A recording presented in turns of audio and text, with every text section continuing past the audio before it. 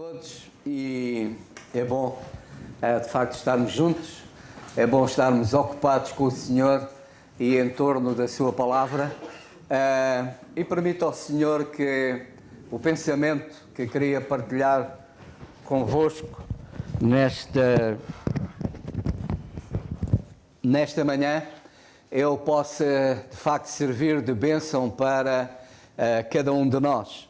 É um pensamento que eu, não sei se há 15 dias ou mais ou menos, eu falei na Igreja das Fontainhas, eu partilhei este pensamento nesse culto e não queria também deixar de partilhar com os irmãos este pensamento também nesta manhã. E queria começar por convidar-vos a abrir as Escrituras no Salmo 26. Salmo 26. E o Salmo 26 diz-nos assim, é um salmo pequeno, tem apenas 12 versículos, vamos lê-lo. Diz: julga-me, Senhor, pois tenho andado em minha sinceridade, tenho confiado também no Senhor, não vacilarei.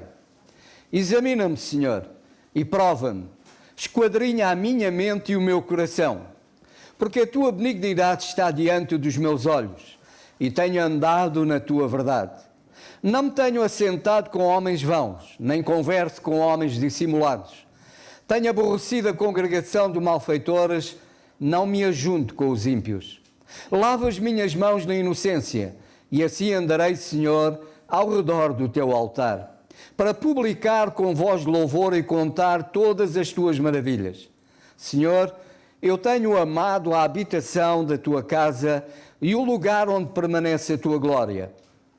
Não colhas a minha alma com a dos pecadores, nem a minha vida com a dos homens sanguinolentos, em cujas mãos há malefício e cuja mão direita está cheia de subornos. Mas eu ando na minha sinceridade. Livra-me e tem piedade de mim. O meu pé está posto em caminho plano. Nas congregações louvarei ao Senhor. Ao ler de facto este salmo, há duas frases que saltaram à minha vista. E essas duas frases são, no versículo 1 diz, julga-me, Senhor, e no versículo 2, examina-me, Senhor.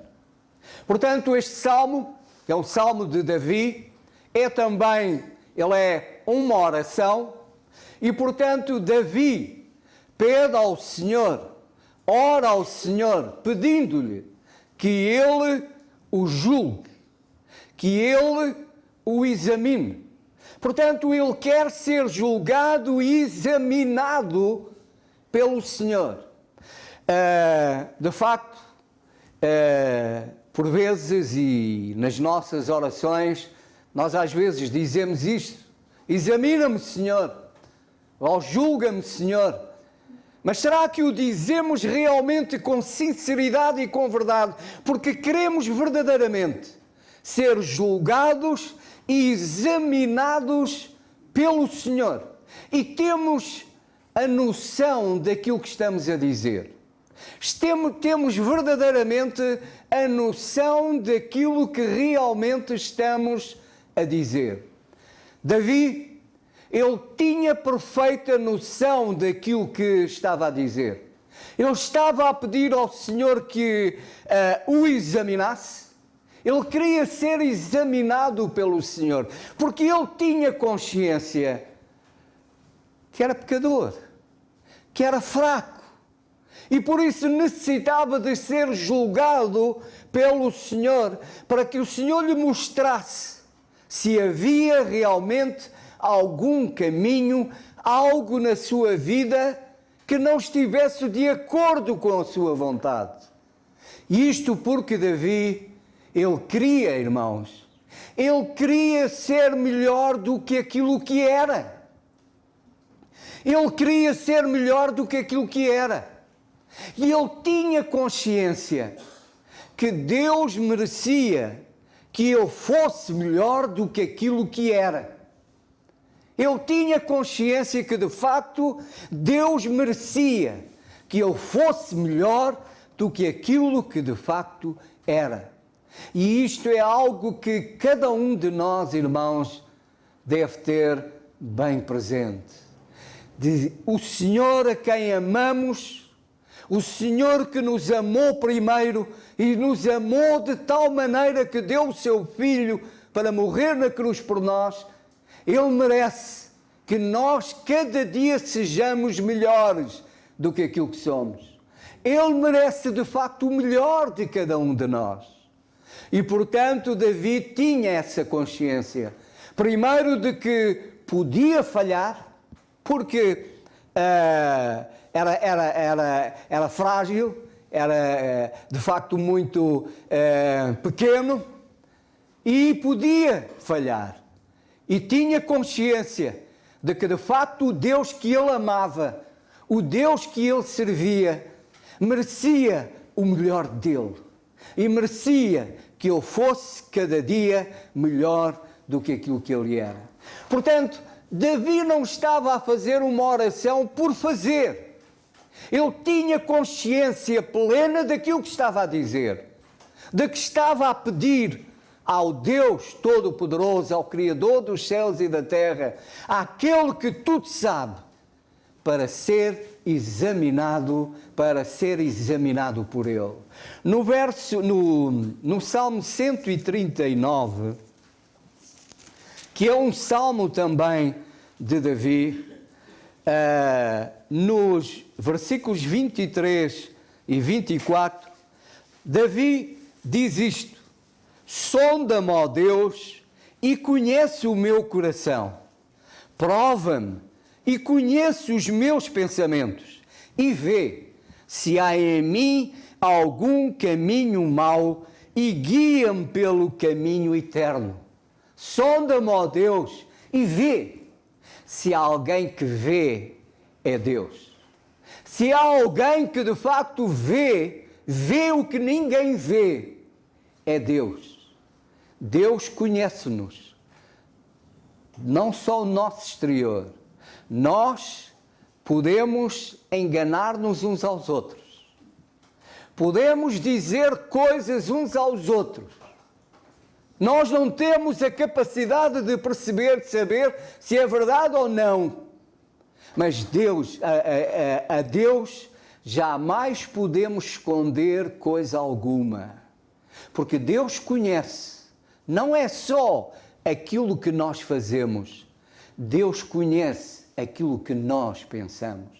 E reparem que Davi, ele diz, já no Salmo 26, ele diz: prova e conhece os meus pensamentos. Portanto, ele não queria apenas que Deus examinasse a sua vida, o seu exterior, a forma como ele se portava, a forma como ele andava.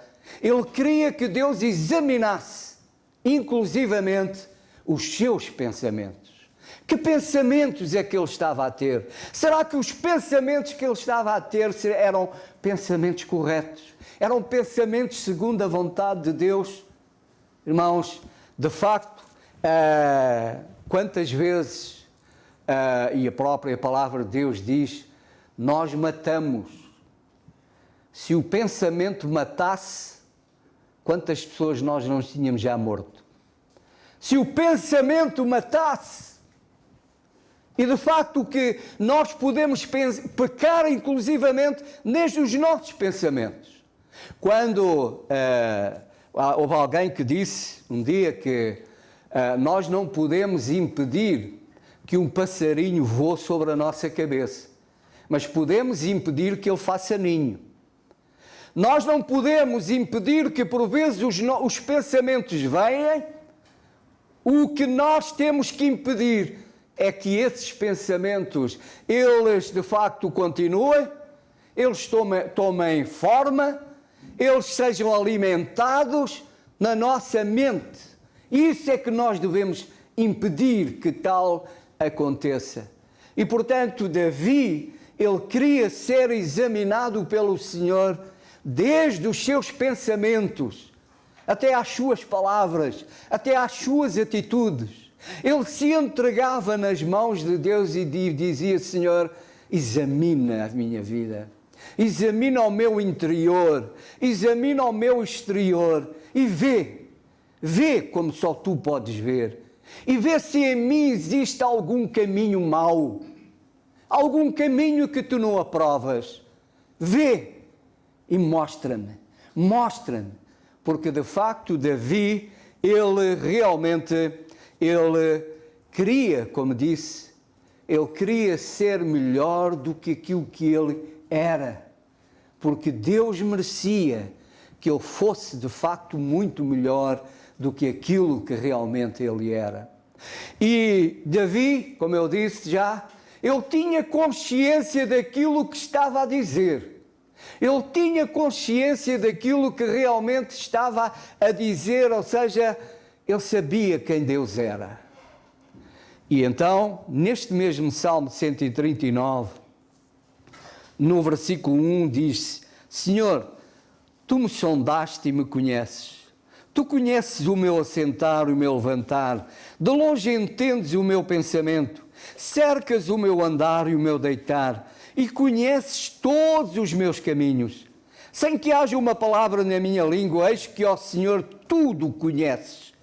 Tu me cercas em volta e puseste sobre mim a tua mão. Tal ciência é para mim maravilhosíssima, tão alta que não posso atingir. Para onde me irei do teu espírito, ou para onde fugirei da tua face? Se subir ao céu, tu aí estás. Fizer no Seol a minha cama, eis que tu ali estás também. Se tomar as asas da alva, se habitar nas extremidades do mar, até ali a tua mão me guiará e a tua destra se susterá. Se disser que as trevas me encobrirão, então a noite será luz à roda de mim. Nem as trevas me escondem de ti, mas a noite resplandece como o dia, e as trevas e a luz são para ti a mesma coisa. Portanto, não há nada que possamos esconder ao Senhor. Não há nada na nossa vida que nós possamos esconder ao Senhor. Como disse, nós podemos esconder uns aos outros, mas jamais podemos esconder, seja aquilo que for, ao Senhor. E de facto Davi, quando ele pede para ser examinado por Deus, ele sabia a quem é que estava a pedir para ser examinado, que o examinasse.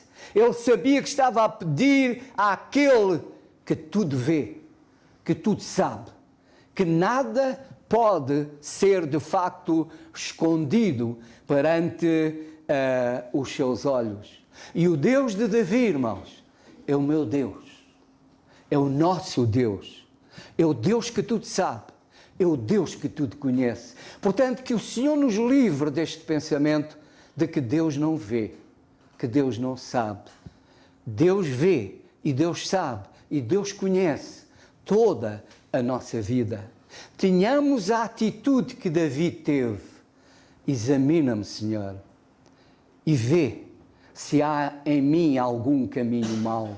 Se há alguma coisa que eu preciso alterar na minha vida, se há alguma coisa que eu preciso de facto modificar, que eu preciso deixar, porque estou a ir por caminhos que não são os teus caminhos, que estou a ter pensamentos que não são os teus pensamentos, Senhor, ajuda-me para que eu seja melhor do que aquilo que eu sou hoje, porque tu mereces que eu seja assim, que eu seja melhor do que aquilo que de facto eu sou. E reparem, irmãos, que no Salmo 26, Davi, ele não só pede ao Senhor para ser examinado por ele, mas o próprio Davi, ele se examina a si próprio. Ele também faz um exame a si próprio. Só que os nossos exames, o nosso examinar, tem falhas. Mas a palavra de Deus também nos exorta a examinar-nos. E Davi, ele também se examina a si mesmo. Reparem que ele diz, porque a tua benignidade está diante dos meus olhos, tenho andado na tua verdade, não me tenho assentado com homens vãos, nem converso com homens dissimulados, tenho aborrecido. Portanto, ele examina-se também a si mesmo. Mas mais do que o seu exame, ele quer ser examinado pelo Senhor. Porque há coisas que no nosso exame nós podemos tirar conclusões erradas. E por isso precisamos de ser examinados pelo Senhor. Mas é muito importante, sabem, por vezes nós pararmos um pouco, examinarmos a nossa vida. Pararmos um pouco e pensarmos, o que é que eu tenho sido? Que filho é que eu tenho sido, filho de Deus? Que servo é que eu tenho sido? Qual é a relação que eu tenho tido com Deus? Será que eu tenho realmente sido aquilo que Deus quer e merece que eu seja? Eu devo examinar a minha vida. Nós lemos na primeira carta aos Coríntios, é uma leitura que nós por vezes fazemos na ceia do Senhor, no capítulo 11 e no verso 28, diz: examine-se, pois, o homem a si mesmo. Portanto, a palavra de Deus nos exorta a examinar-nos, a fazermos um autoexame, a examinarmos a nós mesmos. E sabem, no versículo 30, o apóstolo diz: por causa disso, há entre vós muitos fracos e doentes e muitos que dormem. Havia muitos fracos e continua a haver muitos fracos e doentes. Porquê? Possivelmente porque não se examinavam. Porque continuamos a fazer a mesma coisa. Continua a haver muitos fracos e doentes e muitos que andam a dormir. Porque não se examinam. Porque não se examinam a si mesmo. Mas como é que eu me devo examinar, irmãos? Qual é o exame que eu devo fazer? Sabe, isto é dito várias vezes, mas tem que ser dito. Nós somos muito rápidos a examinar a vida dos outros. A vida dos outros nós examinamos com uma facilidade tremenda. Mas não é isso que a palavra de Deus diz. A palavra de Deus não me diz: examina a vida do teu irmão. Não, diz: examina-te a ti mesmo. Na segunda carta aos Coríntios, no capítulo 13, e verso 5, diz: examinai-vos a vós mesmos, ou não sabeis quanto a vós mesmos que Jesus Cristo está em vós, se não é que já estáis reprovados. Examinai-vos a vós mesmos. Portanto, devemos examinar-nos e examinar qual é o caminho que eu tenho traçado, o que é que eu tenho valorizado na minha vida, como é que eu estou a levar a minha relação com Deus. Nós devemos parar e examinar. E examinar a minha vida não é examinar a minha vida com a vida de qualquer um de vós. Não. Se assim for, se nós fizermos esse tipo de análise, então certamente eu vou escolher algum que no meu pensamento, na minha ideia, alguém que eu sei que tem uma vida que não é muito recomendável, e eu vou me comparar com essa pessoa e eu vou chegar à conclusão que sou fantástico, que a minha vida é fantástica. Não é isso. Nós devemos comparar a nossa vida com a palavra de Deus, ou seja, comparar a vida que eu levo com a vida que Deus quer que eu leve. A vida que eu tenho com a vida que Deus quer que eu tenha. É essa comparação que eu tenho que fazer. Não é comparar a minha vida com a vida dos outros, mas é comparar a minha vida com aquilo que Deus diz na sua palavra. É esse exame que realmente eu tenho que fazer. Não fazermos como dizia aquele publicano em Lucas, no capítulo 18. Em Lucas, no capítulo 18, aquele publicano que dizia, no versículo 9, e disse também esta parábola a uns que confiavam em si mesmos, crendo que eram justos, e desprezavam os outros. 2 homens subiram ao templo a orar, um fariseu e o outro publicano. O fariseu, estando em pé, orava consigo desta maneira: ó Deus, graças te dou, porque não sou como os demais homens, roubadores, injustos e adúlteros, nem ainda como este publicano. jejuo 2 vezes na semana e dou o dízimo e tudo quanto possuo.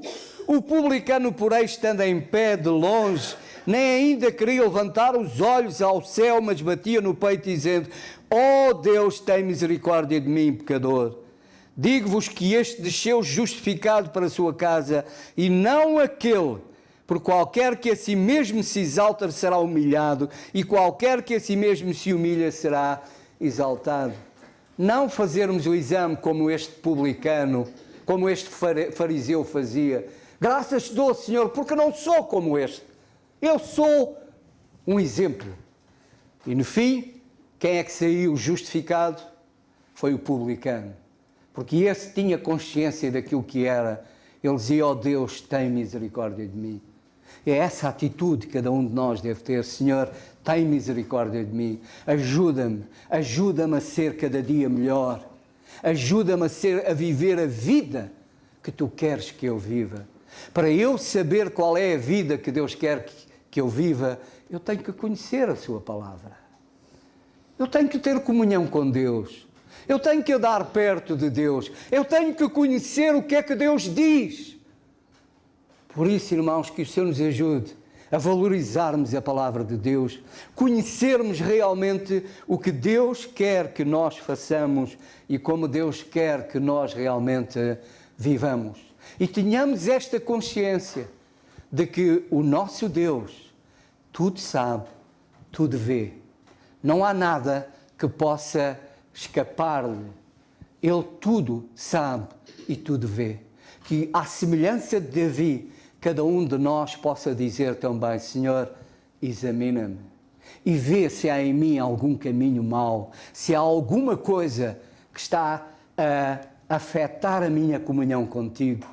Se eu não estou a ser aquilo que tu queres que eu seja, se eu não estou a servir como tu mereces que eu sirva, examina-me, Senhor. E de facto, cada um de nós se possa examinar também a si mesmo à luz das Escrituras. Sabem, eu tenho estado agora a ler o profeta Ezequiel e tenho aprendido muita coisa. E um dos grandes problemas da nação de Israel, como continua a ser hoje, o problema é vertical, portanto, atravessa todas as gerações. O problema é o pecado. Mas um problema da nação de Israel, um dos graves problemas da nação de Israel, era o pecado oculto. Era o pecado oculto, o pecado que existia escondido. E que diziam eles que Deus não via. E o profeta Ezequiel é curioso que grande parte do seu ministério ele fê-lo sem sair de casa. Parece que agora na pandemia estamos em casa, estamos no Zoom, e o profeta Jeremias, grande parte do seu ministério ele não saiu de casa. Muitos iam ter com ele a casa e ele foi transportado pelo Senhor a diversos lugares sem sair de casa. Não perguntem como. É Deus. É Deus que faz. E no capítulo 8, nós conhecemos aquele episódio na vida de Acã, em Josué, no capítulo 7, versículo 21, quando Acã escondeu aquela capa e tudo aquilo que ele trouxe, contrariando aquilo que Deus tinha dito, daquela vitória que tiveram sobre o inimigo, e Deus tinha dito para não tomarem nada, e ele trouxe aquela capa, escondeu na tenda, como se pudesse esconder alguma coisa de Deus. O pecado oculto. E o pecado oculto é terrível. As consequências foram terríveis. Foram para ele, toda a morreu. Israel foi derrotada. O pecado em si causa derrota. E o pecado oculto é como se nós estivéssemos ainda a blasfemar do Senhor. Como se estivesses a limitar o poder do Senhor, é não termos a consciência de quem é o nosso Deus e não termos a consciência de que nada podemos ocultar, nada podemos esconder aos seus olhos. E o capítulo 8, nós lemos assim no versículo 7 de Ezequiel: e levou-me à porta do átrio. Então olhei, e eis que havia um buraco na parede. E disse-me: filho do homem, cava agora naquela parede. E cavei na parede. E eis que havia uma porta. Então me disse: entra e vê as malignas abominações que eles fazem aqui. E entrei e olhei, e eis que toda a forma de répteis e de animais abomináveis e de todos os ídolos da casa de Israel estavam pintados na parede em todo o redor. E 70 dos anciãos da casa de Israel, com Jezanias, filho de Safã, que se achava no meio deles, estavam em pé diante das pinturas, e cada um tinha na mão o seu incensário. E subia uma espécie de nuvem de incenso. Então me disse: viste, filho do homem, o que os anciãos da casa de Israel fazem nas trevas, cada um nas suas câmaras pintadas de imagens, e eles dizem: o Senhor não nos vê, o Senhor abandonou a terra. Portanto, no templo, estamos a falar do templo, no interior do templo, homens com responsabilidade estavam reunidos em volta de ídolos, imagens, adorando a criação em vez de adorarem o Criador. Isto dentro do templo. E diziam: Deus não vê. Irmãos, quantas vezes nós não fazemos a mesma coisa? Quantas vezes nós fazemos coisas e temos a mesma atitude? Deus não vê.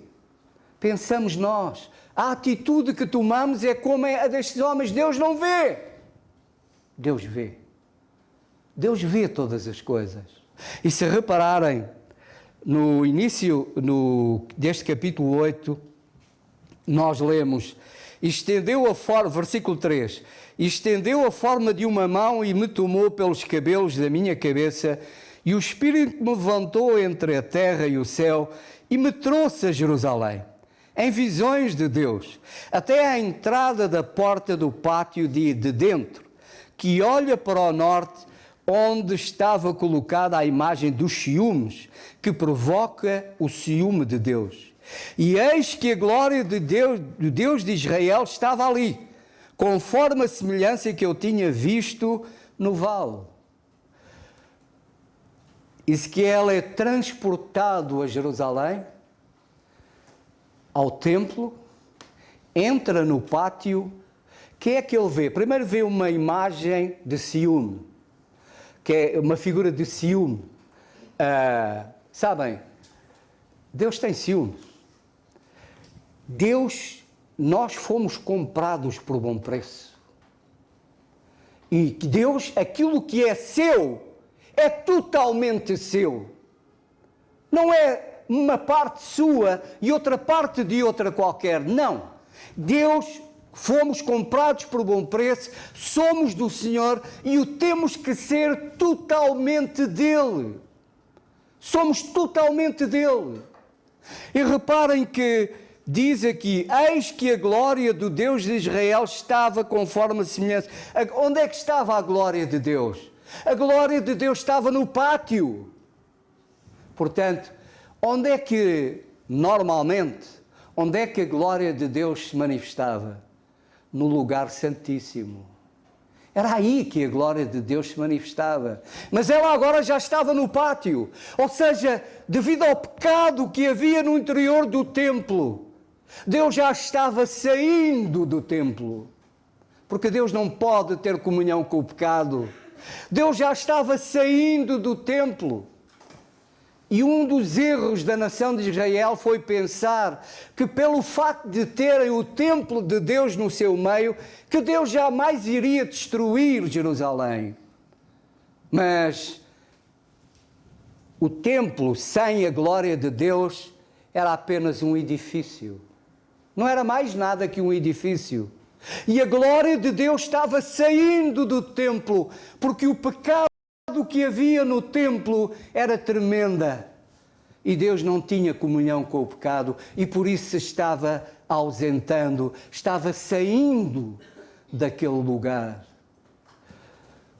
O nosso corpo, diz a palavra de Deus, é o quê? É o templo de Deus, onde habita o Espírito Santo. A palavra de Deus nos diz que o Espírito Santo, ele se entristece. Ele, diz a Escritura, não extingais o Espírito. Diz o apóstolo Tiago, no capítulo 4, e verso 5, diz: ó, cuidais vós, que em vão, diz a Escritura, o Espírito que em nós habita tem ciúmes. O Espírito que em nós habita, o Espírito de Deus que habita em nós, é Ele que faz a diferença em nós. Tal como o templo em Israel, o que fazia a diferença naquele edifício era a glória de Deus, era a presença de Deus naquele lugar. O que faz a diferença em nós é a presença de Deus na nossa vida. É a presença de Deus na nossa vida que faz a diferença. Mas se o pecado tomar conta da nossa vida, como a palavra de Deus diz, então o Espírito tem ciúmes. O Espírito vai enfraquecendo, vai se extinguindo. A ação do Espírito vai sendo cada vez mais nula. E nós nos tornamos o quê? Carnais. Voltamos a ser aquilo que éramos. Voltamos a deixar que o pecado tome conta da nossa vida, nos domine completamente. E é evidente que Deus não tem comunhão com o pecado. Onde o pecado abunda, se o pecado abundar na nossa vida, vai afetar a nossa comunhão com Deus.